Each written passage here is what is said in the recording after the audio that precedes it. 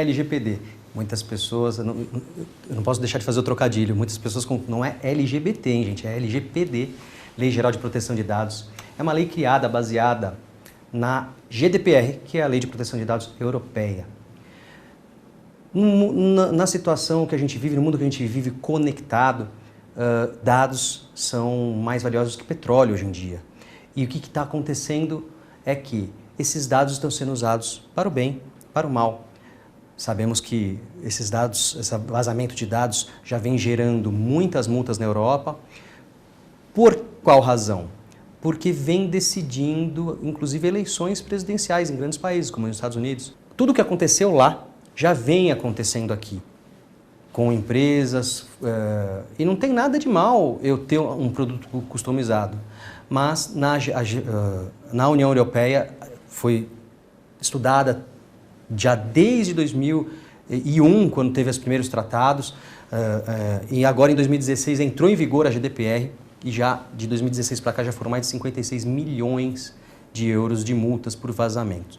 Aqui no Brasil não é diferente. Aqui no Brasil já tem vários exemplos de vazamento, em várias áreas, vários segmentos, bancos, construtoras, enfim. Em outros países esse vazamento também ocorre? Também ocorre. E aí, mais no Brasil, será?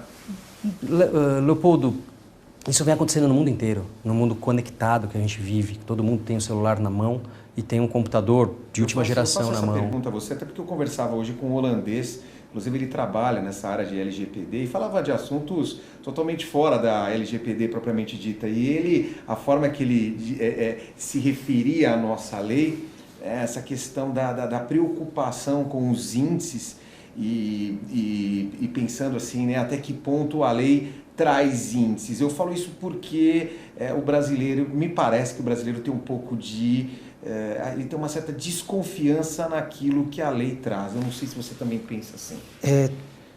Toda mudança gera desconforto. Não sei se você vai lembrar disso, mas em 1990 o Código do Consumidor passou pelo que a LGPD está passando agora, como a compliance passou alguns anos atrás. No primeiro momento, o brasileiro fala, isso não vai dar em nada. Mas o Código do Consumidor hoje é uma realidade. Todo cidadão sabe basicamente os seus direitos, as empresas precisaram se adequar. Eu te dou um exemplo, eu lembro, eu era criança em 1990, mas eu ganhei um presente e o presente veio quebrado. Quando a gente foi na loja para reclamar, a loja tinha que mandar para a fábrica e a fábrica não respondeu até hoje. Naquela época não existia direito básico de consumidor e hoje o direito do consumidor é uma realidade. A mesma coisa acontece com os dados.